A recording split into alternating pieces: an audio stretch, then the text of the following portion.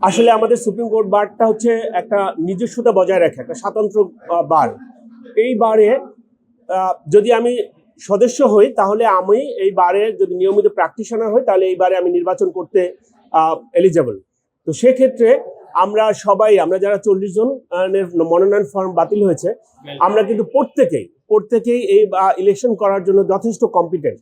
তো আমাদের যে আমার নমিনেশন ফর্মটার দাম 20,000 টাকা, একটা মেম্বারের ফর্মের দাম 10,000 টাকা, একটা প্রেসিডেন্টের ফর্মের দাম 50,000 টাকা, আমার সেক্রেটারি ফর্মের দাম 35,000 টাকা। এই যে আমি একটা টাকা দিয়ে একটা ফর্ম কিনেছি, আমার ফর্মটা কি কারণে বাতিল করলেন উইদাউট রিজন?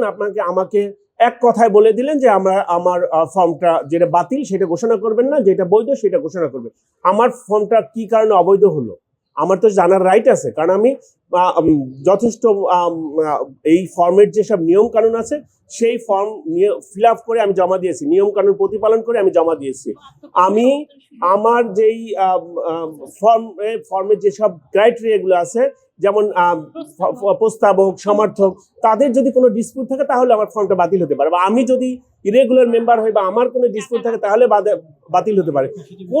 কোনো কিছু না বলে একটা পেশাজীবী, একটা স্বতন্ত্র বার, সুপ্রিম কোর্ট বার, এইটা হচ্ছে একদম পুরো নিজস্বতা বজায় রাখার জন্য এই বারটাকে আমরা এইভাবে নির্বাচন হচ্ছে, যেটা আমাদের জন্য কারোর জন্য কাম্য না।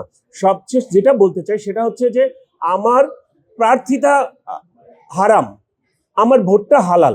এটা কেমন কথা? আমি ভোট দিতে পারবো, অথচ আমার প্রার্থিতা আপনি বাতিল করে দিচ্ছেন। তাহলে আমার ভোটটাও বাতিল করে দেন, আমার মেম্বারশিপও বাতিল করে দেন, আমরা যারা মেম্বার আছি তাদের মেম্বারশিপটাও বাতিল করে দেন। কোনো কারণ আপনি সরাসরি নিজের সাথে নিজের কন্ট্রাডিকশন তৈরি করছেন। আমার ভোটটা প্রার্থীরা বাতিল করে দিলেন, আমার ভোটটা হালাল করে দিলেন।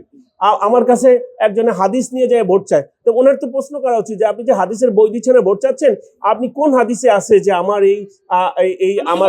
এটা বঞ্চিত করার? এই ধরনের ইলিগালিটি এই সুপ্রিম কোর্ট বারে চলছে, যেটা চলতে দেওয়া উচিত না।